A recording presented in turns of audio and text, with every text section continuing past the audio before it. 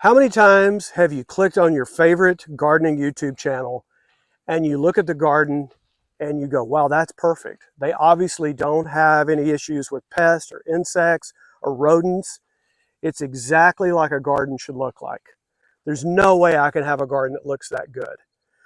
And I'm here to tell you about the pests and about the issues, but I'm also here to encourage you. So hang with us. I'm going to tell you how this ends well. But first of all, let me just give you an example. Here at Whirlwind Family Farm, this is something we wouldn't typically, somebody would show on YouTube, but I want to show you. These rows were all turnips, planted about 10 days ago, perfect germination. And as you notice, there's not much left.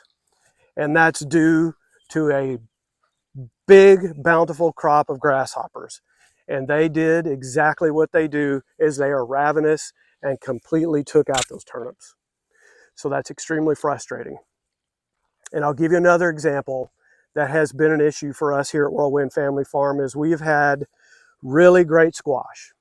This is a fairly young farm, and the first year out here, we had crookneck squash that were beautiful, bountiful, plenty of them. We loved them, our customers loved them, and they did great.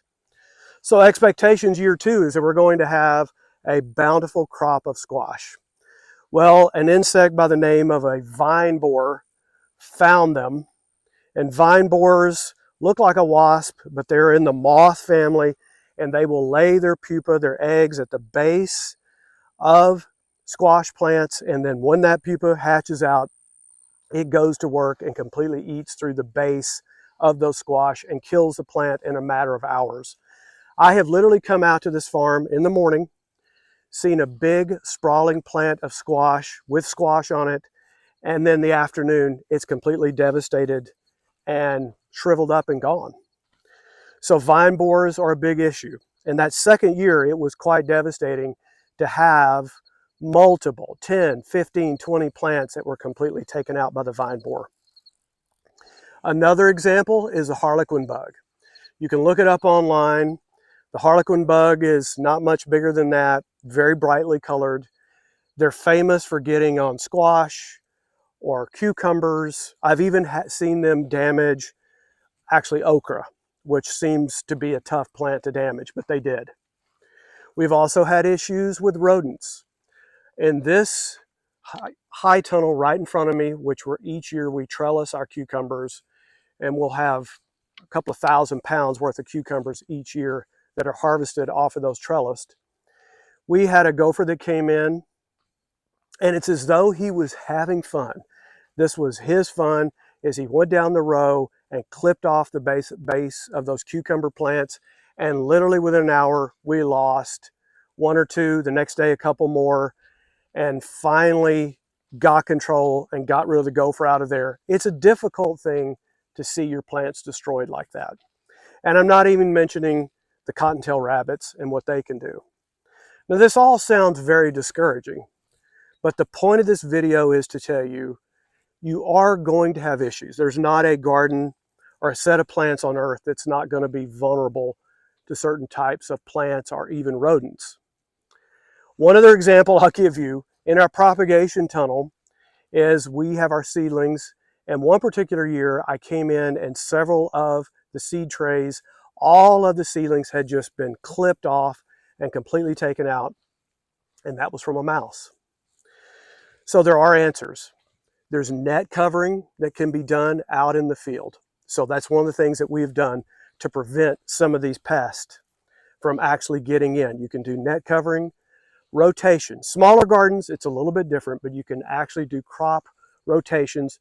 Here at Whirlwind Family Farm, we'll take the squash that used to be in the north, move them to the south. We will take cucumbers that were in this high tunnel and move them to the east high tunnel, and vice versa.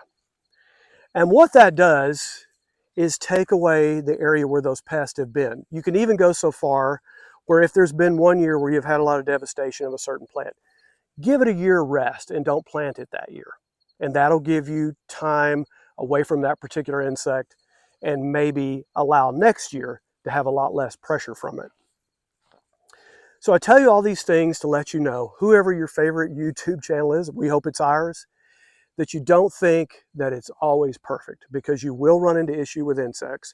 We are fully a organic farm where we don't use any pesticides, so we have to use those things. But to me, the fact that I have safe, non-chemical on these plants far outweighs the issues of pest, because the safety and the nutrition of the plant and the vegetables is the most important thing to me. So we hope that you get something out of this each time you watch our videos, that you'll learn something, and that this video is, although it sounds very difficult and discouraging, just know that every farmer, every gardener, market gardener runs into pest, and it's just a part of what you'll see. And you can overcome that, and you can have some great crops that do extremely well. So we hope you get something out of this. We hope that you will like, subscribe, and certainly hit the bell for notification for when our next videos come out.